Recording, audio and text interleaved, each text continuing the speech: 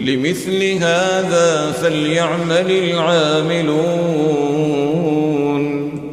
لمثل هذا فليعمل العاملون.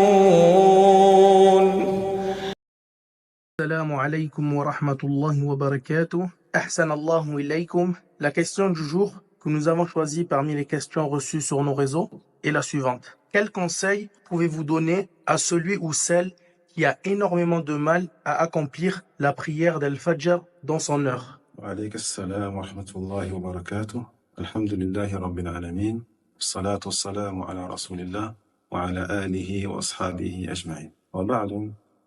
Le conseil que l'on donne à la personne qui a du mal à se lever pour la prière d'Al-Fajr, pour la faire dans son heure. Donc on comprend par là qu'elle se lève après l'expiration du temps d'Al-Fajr, après Shourouk, sans avoir une excuse valable, ou pas d'ailleurs. Quoi qu'il en soit, la réponse à la question, la solution à ce problème, elle est sous deux aspects, Inch'Allah. Le premier, un aspect scientifique, et le second, un aspect pratique. Donc le premier aspect scientifique, il faut que la personne ait conscience de la valeur énorme de cette prière auprès d'Allah Ta'ala. Qu'elle ait conscience, qu'elle se souvienne, le degré et l'importance immense qu'elle a pour Allah Ta'ala. Et parmi les textes qui nous ont été rapportés sur cela, le hadith, le prophète Mohammed sallallahu alayhi wa sallam, rapporté par l'imam Muslim, où il dit « Man salla salat al-isha fi jama'a فكأنما قام نصف الليل ومن صلى صلاة الفجر في جماعة فكأنما صلى الليل كله. Il dit le prophète sallallahu alayhi wa sallam, celui qui fait la prière de l'Isha en groupe, c'est comme s'il avait prié la moitié de la nuit. Et celui qui accomplit la prière de l'Fajr en groupe, c'est comme s'il avait prié toute la nuit. Donc on comprend par là que celui qui fait Salat al-Fajr à l'heure, en groupe, à la mosquée, c'est comme s'il avait la récompense de celui qui a prié la moitié de la nuit. Donc s'il fait cela avec l'Aïcha, il a la récompense, il obtient la récompense de celui qui a prié toute la nuit. Donc on voit l'importance des deux prières que sont Salat al-Isha et al-Fajr. Parmi les hadiths, un hadith rapporté également par l'imam Ahmed, rahimahullah ta'ala, il dit le Nabi sallallahu alayhi wa sallam, أثقل صلاة على المنافقين صلاة العشاء وصلاة الفجر ولو يعلمون ما فيهما لأتوهما حبوا. Il dit également le prophète sallallahu alayhi wa sallam dans le hadith rapporté par l'imam Ahmed, rahimahullah, les prières les plus lourdes pour les hypocrites sont l'Aïcha et Al-Fajr. S'ils savaient ce qu'il y avait ou ce que ces deux prières contiennent, yani comme récompense, ils y iraient en rampant. Pourquoi ces deux prières-là les plus difficiles pour les hypocrites? Eh bien parce que elles se trouvent à des heures où la personne en général, elle n'est pas occupée. Au contraire, elle est en train de se reposer, en train de se détendre peut-être, ou elle fait preuve de paresse dans ces heures-là en particulier. Donc celui qui prie Al-Isha et Al-Fajr à l'heure, c'est une preuve de sa sincérité, de sa foi et de son ikhlas. Parmi également les hadiths qui nous montrent l'importance de la salat al-Fajr et le danger justement de celui qui ne le fait pas à l'heure, il dit Ibn Omar, radiyallahu anhuma, kunna idha faqadna ar-rajul fi salat al-Fajr asa'na bihi dhann.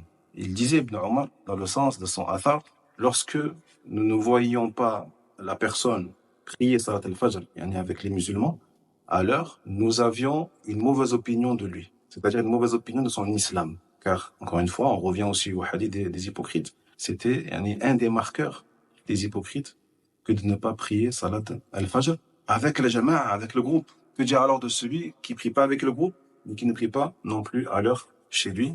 Allah al-Musta'an. Donc ça, c'est le côté, on va dire, scientifique, se rappeler toujours de l'importance du degré de la Salat al-Fajr près d'Allah Ta'ala. Puis, on a l'aspect donc pratique. On a, bien sûr, énormément, en vérité, de causes nous permettant de se réveiller pour Salat al-Fajr. Et parmi ces causes qu'on peut conseiller à nos frères et à nos sœurs, Inch'Allah Ta'ala, eh bien, de se coucher tôt.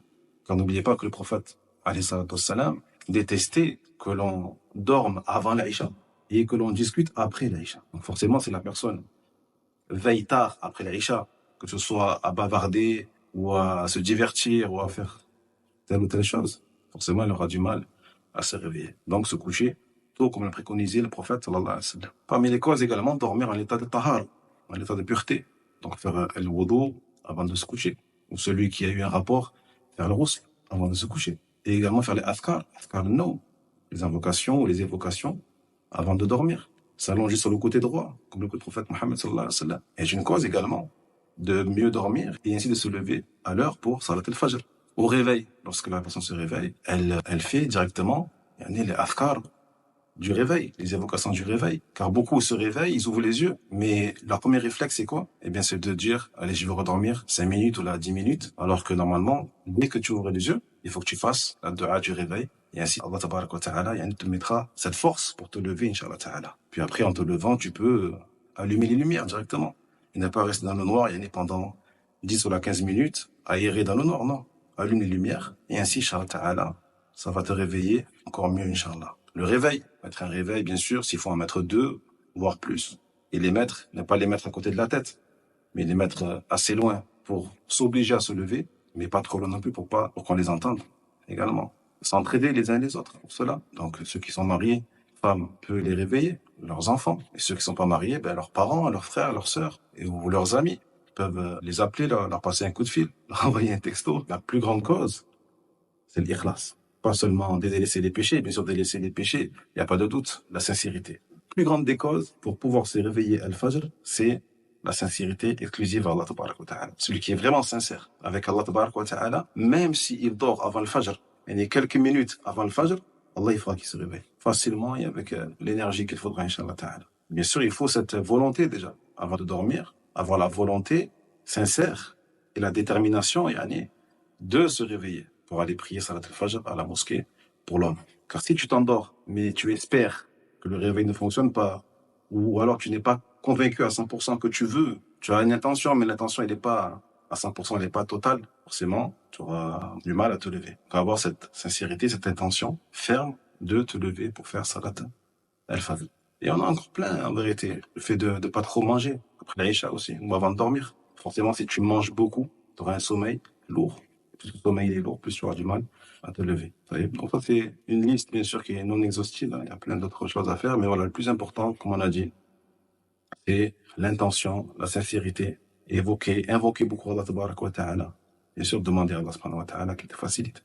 Parce que celui à qui Allah il n'a pas facilité, forcément, il n'arrivera pas. Donc Allah, jalla wa ala, tu lui demandes un tawfiq pour te réveiller. Donc voilà, on a les deux aspects scientifiques.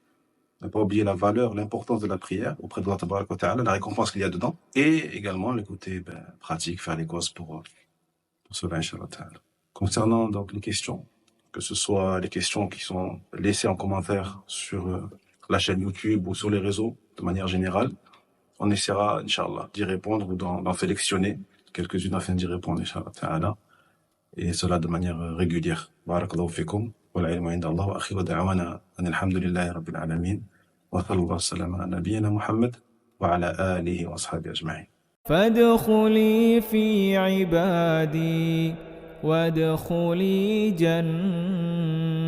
جنتي.